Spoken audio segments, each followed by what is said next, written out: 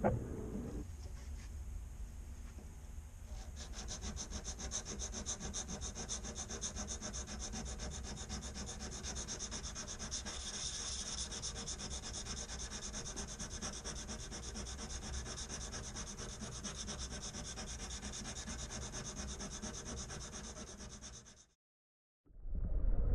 everyone, and welcome back to the video series where I'm building another wood strip high-performance kayak. In the first episode, I got the workbench and interior forms all set up, and now it's time to start adding the wood strips.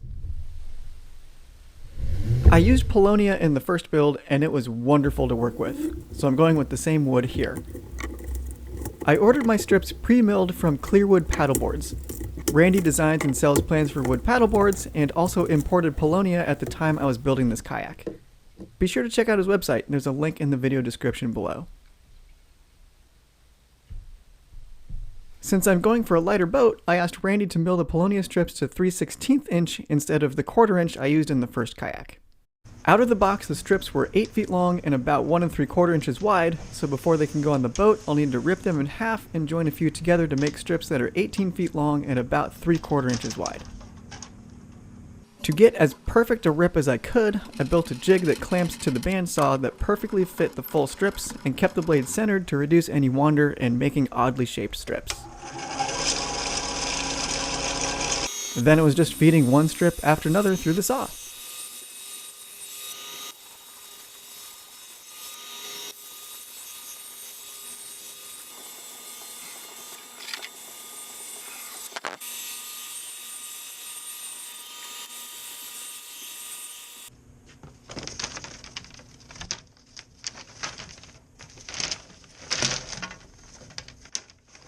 Next up is making the long strips. It's a simple process of using a 45-degree miter or 1-to-1 scarf join with some CA glue.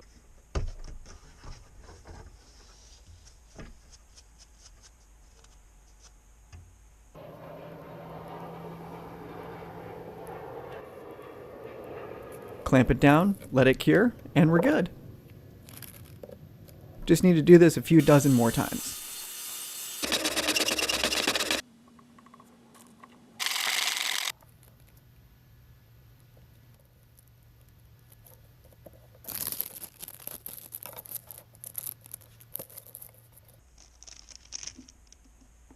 Once a fair number of strips were scarfed together, it was time to start adding them to the forms.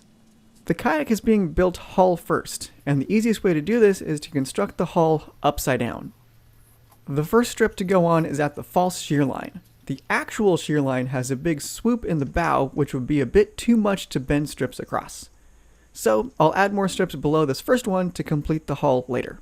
I used clamps to hold the first strip in place and then tacked it in with wire nails. I'll remove these later, and the holes will close up during the sanding and glassing stages. With the false shear strips in place, I can then taper and glue the ends to the bow and stern blocks I installed earlier.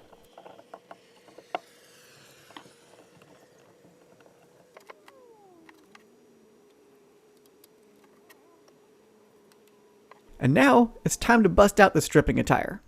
Titebond 3, painter's tape, and a freshly sharpened block plane. From here, it's an iterative process of using the plane to fit the strips, gluing and clamping them in place, and proceeding to the next strip.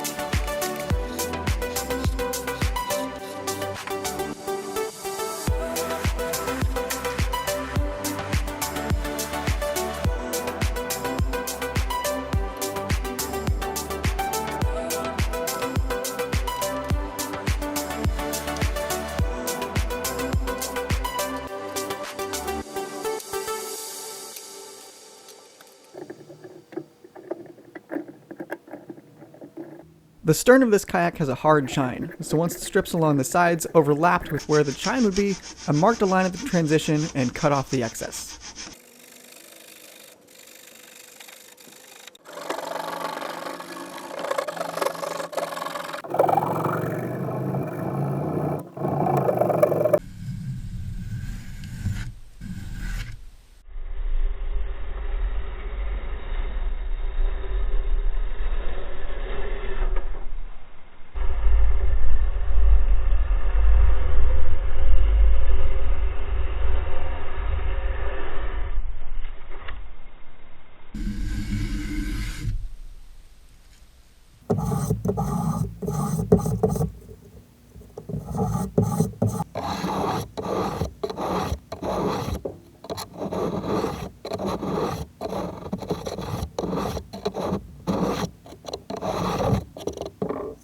To make joining strips along the center line a little easier, I added a thin 1/4 inch wide strip down the middle before closing up the hull, securing it with some hot glue.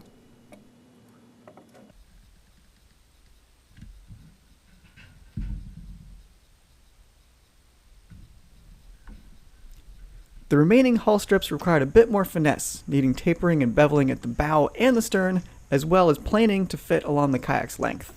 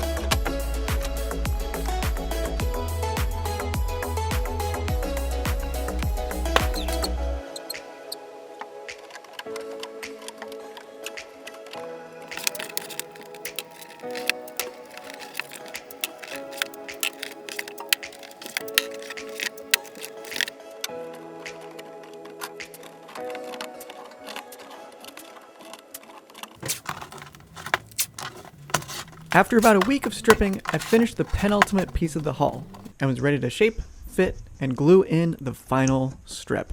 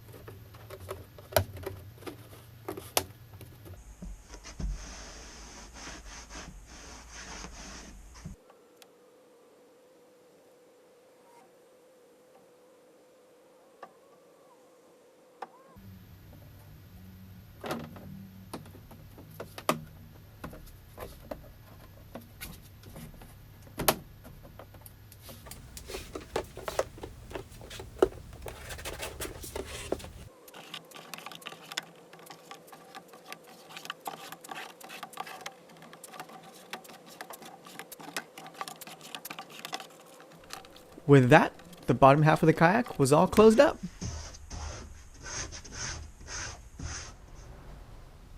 I'll call that good enough for a whiskey.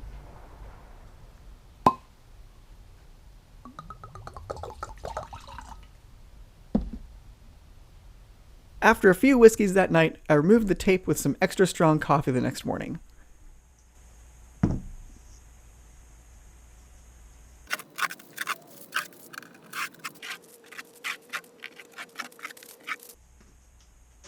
Gonna need that coffee, because next up is the dreaded, never-ending sanding. But we'll get to that in the next video. Until then, thanks for watching.